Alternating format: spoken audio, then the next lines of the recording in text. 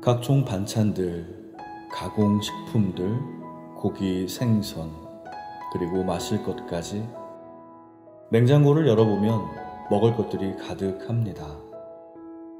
그런데도 마트에 가면 세일하니까 1+1이니까 가족 중 누군가가 좋아하는 거니까 이처럼 여러 가지 이유를 대면서 필요한 것도 아닌데도 하나둘씩 카트에 옮겨 담았고 어느새 카트는 가득 찼습니다.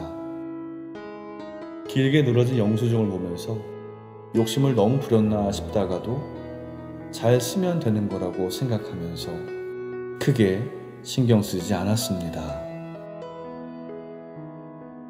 옷장에 옷이 가득한데도 계절마다 새롭게 옷을 사고 당장 필요한 물건이 아닌데도 여러 가지 이유를 대면서 구매하는 일들이 많아졌습니다.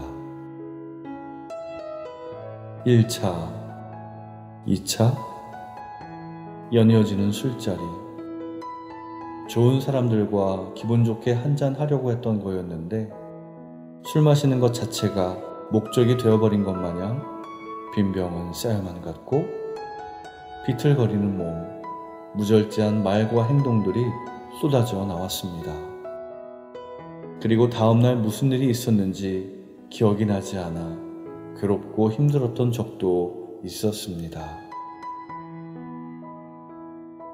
마치 무언가를 보상이라도 받으려는 것처럼 마음껏 먹고 마시는 것으로 마음의 갈증을 채우려는 듯한 행동이 반복되었습니다.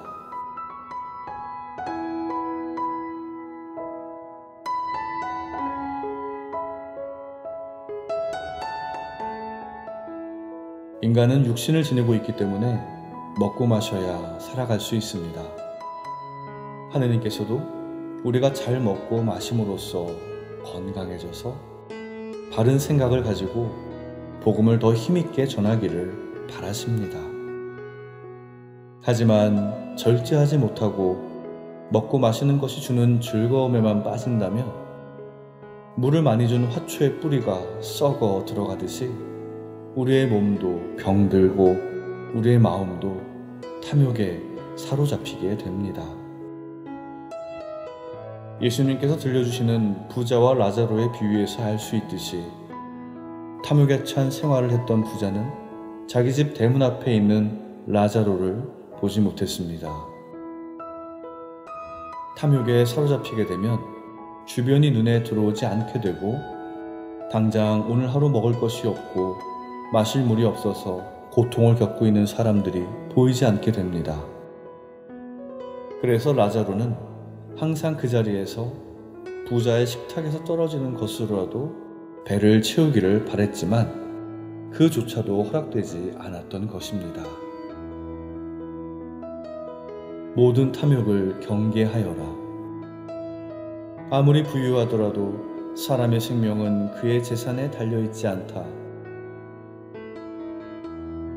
탐욕으로 두 손을 가득 움켜쥐고 있으면 하느님께서 주시는 영원한 생명을 받을 수가 없습니다.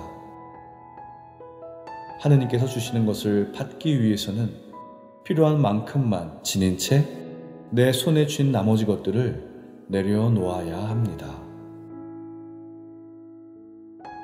먹고 마시는 것에 대한 절제, 탐욕에 사로잡힌 마음에 대한 절제, 착한 일에 게으르고 악한 것에 마음을 빼앗기는 내 감정과 행동들에 대한 절제.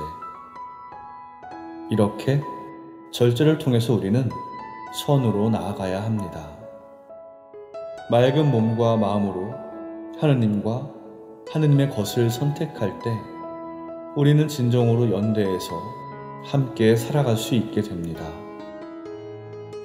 빵의 나눔이 5,000명을 먹였고 예수님의 성체성사가 우리에게 영원한 생명을 주듯이 절제를 통해서 나 자신을 나눌 때 내가 얼마나 많은 사람들의 사랑 속에서 살고 있었는지 깨닫게 되고 나를 나누는 것이 성체성사의 기쁨이라는 것을 맛볼 수 있게 됩니다. 그때 우리는 채워지지 않았던, 그래서 더 먹고 마시려던 그 마음의 갈증을 풀어낼 수 있습니다. 먹는 것에 필요 이상으로 집착하고 있지는 않으신가요?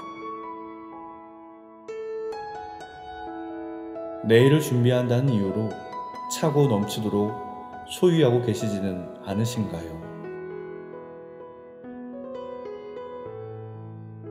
너희가 먹고 마시더라도 절도에 맞게 너희의 몸만을 지켜나간다면 하느님의 돌봄으로 인해 먹고 마실 수 있었다고 말하지 않더라도 이는 하느님을 찬미하는 일이 된다.